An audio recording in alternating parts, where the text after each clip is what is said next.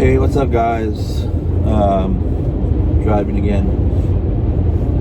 Just wanted to talk about real quick about success and my experience with success. And I gotta say, just reflecting back throughout my life, I've been very successful in everything and anything I have ever done. That's right, in everything and anything. Even through my so-called failures, it's still been a success. And just thinking back and reflecting on all the things and challenges and things that I've overcome in life, some things might be big for me, while those things, my big things, may be small things for you, and your small things may be big for me, and vice versa and whatnot. But the thing that I'm reflecting on is just all these accomplishments that I've experienced throughout my life. And the funny thing is, most people wouldn't recognize them as accomplishments or even see them that way. And that just goes back to your own self-confidence and your own self-image. But reflecting back now, throughout my life experience thus far, I've been very successful. And it's not me bragging, but it's me looking at it from a different perspective, having a different perception of my encounters, and thinking back through all the fears and all the times I was nervous or scared or was unsure or uncertain. I have been a huge success. A huge success. And I am so blessed to say that, because I have grown as a person because of these situations in life. I've overcome them. And even if I fell short of a so-called target or goal, it's still been a success. Yes, that's the way you need to see it. It has been a full success, because why? I am here as a person. I have grown deeply, and I'm living my best life ever, and it's continuing to get better and better, and I love it. So just reflecting back, even when I was younger, I used to play Little League Baseball, and maybe I wasn't the best at it, but my passion for it was great. I saw myself as being good, and now thinking back, just the smallest victories, I hold on to those memories, and I think back to what my mindset was at, how I was determined to accomplish certain things during certain games. For example, I remember playing, maybe I was about 9 or 10 years old, and I thought I was going to strike out for sure. But no, I just kept getting foul tips, maybe like 12 in a row. I was hanging in there. I was determined to get on base. Finally, I got walked. I went to first base. And, at the time, I loved to steal bases. So I would always look for an opportunity to steal a base. So I stole second base. And I remember the catcher was trying to get me thrown out, but he ended up hitting me with the ball on my shoulder. The ball ricocheted off my shoulder blade and went down to center field. But at that point, I was just down. I was like, ow, I'm in pain. And everyone's go, go, go, telling me to go to third base. But I was just too much in pain. I remember getting up, and I was just so angry, so upset that I was hit with the ball. And I was so determined that I was going to steal third base. And sure enough, I stole third base. Now, by the time I got to third base, I was still upset that I got hit with the ball. I had so much rage, so much anger. I was like, I'm going to steal home. And my desire for it, I just planned it out in my mind. And I was like, you know what? This is how I'm going to steal home. I'm going to pretend that I don't know what I'm doing. I'm going to take a large, what's the word I'm looking for?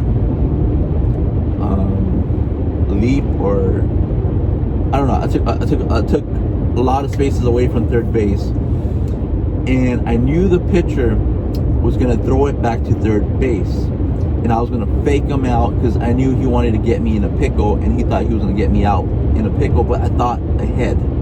I had the vision so clear and precise on how I was going to execute stealing home plate. So I already planned it. Once the moment the ball left his hand to third base, I was going to sprint to home. And at this point, I was already halfway. And every time the pitcher would come closer, I would fake out that I was going to run to third base. So I already manipulated his train of thought.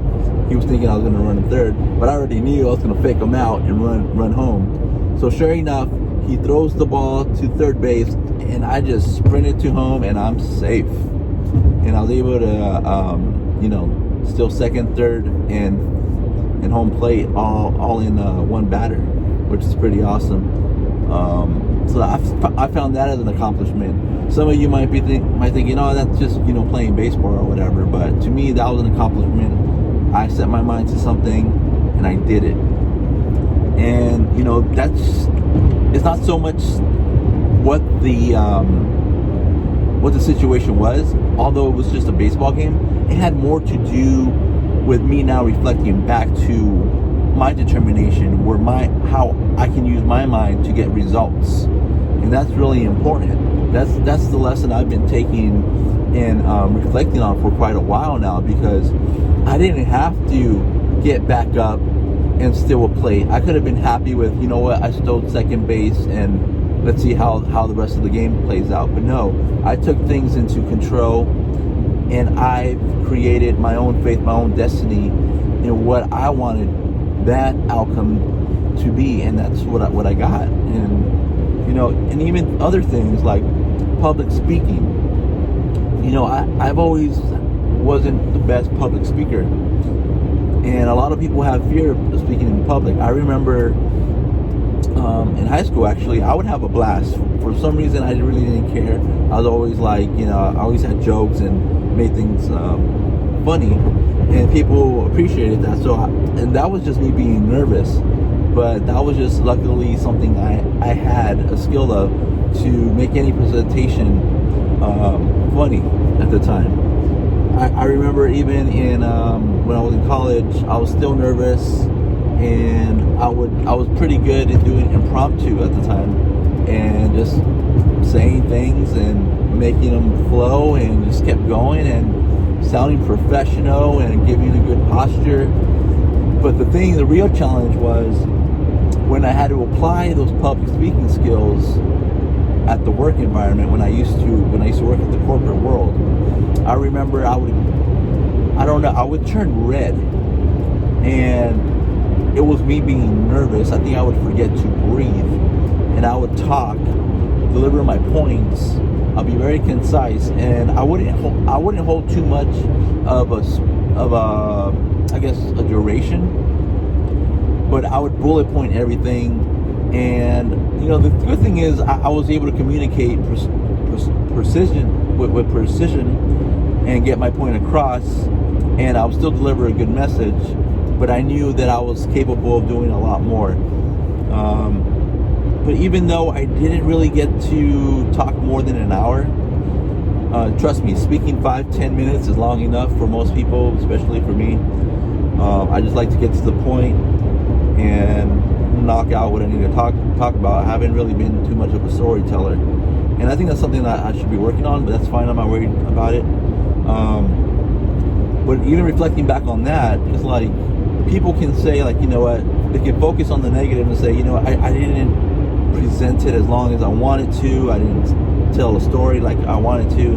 I wasn't up there for an hour or two. But my accomplishment is, I was up there. I was talking.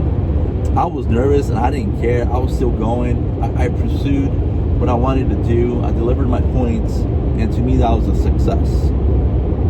Even in other businesses that I've started, for the longest, I've been an entrepreneur at heart. I recall back in elementary, I would at that time, my dad was working with vending machines, selling candy and stuff.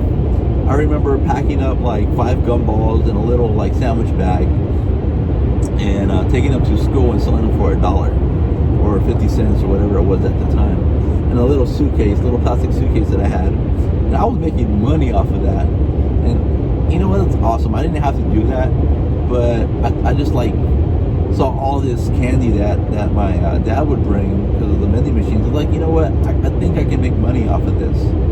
And I don't really recall what my mindset was back then, but just reflecting back, I'm like, man, I give myself props, because at a young age, I was maybe in 3rd, 4th grade, and I was handling business, which is pretty awesome. I crack up now because it's just hilarious. But yeah, just, you have to acknowledge all your successes. See everything as a success. Even your failures, because they're not failures. They're only failures if you don't learn or you don't appreciate what you got out of it, or that you even experienced it. Because I've had failures. Like I said, I started businesses. They all didn't work out. But throughout that experience, I've learned how to develop certain skills, how to do things in a certain way to set me up for success. And now I can use that experience and apply it in certain things or decisions that I do on a day-to-day basis. And now I'm able to mentor people, and I can actually show them how to set up a business, guide them step by step, and I can save them years, 5 to 10, 15 years on things that I did wrong, where it's like, boom, like, this is just follow what I do, what I tell you to do, and you'll be successful. And I have a couple of people that are taken under my wing, and they've actually don't work for anybody else, but now work for themselves. So that's something I've been able to gain and experience, and I'm glad that I can share that knowledge that I have now with others, because I know I was working for a very long time, 16 years in the corporate world, thinking about, man, it's Monday sucks. Oh, it's Wednesday, hump day, the weekend's almost here. Oh, it's Friday. And then, some jobs you have the weekend, you're like, cool, I have Saturday and Sunday. You're like, crap, it's Monday already. And I remember being happy because it was Friday, it's party time. Saturday, it's party time. And then it was crap, Sunday, I have to go to work tomorrow, and that sucks. And then there's other jobs where I didn't even have the weekend off. And I was like, man, I was just hating life, thinking I should be at the beach with a Corona. And those are just horrible times. I know a lot of you guys can relate with that. Having to raise your hand and go to the bathroom and stuff. Just BS. And I gotta tell you, once you work for yourself, once you have your own business, or once you got something going on for yourself, you truly become free. You get that financial freedom, you got the freedom of time, the freedom to do whatever you want, the freedom to live whatever lifestyle you like, whatever time you want to go to bed, what time you want to wake up. And it's beautiful. I love it. I love life. If you guys are interested, I'm also a life coach, business coach. I'm going to go ahead and leave my email at the bottom of the description over here. Feel free to email me if you're interested. And, I'll mentor you. We can schedule a session, talk about your goals, see what I can do for you. Lately, I've been helping a lot of people focus on how to start a business without any money. So we can have an interesting conversation on that. You can literally start just about any business without using your own money and without any money. So email me. Hopefully we'll be able to talk, chat, and we'll take it from there. You guys have a great day. Thanks. Bye.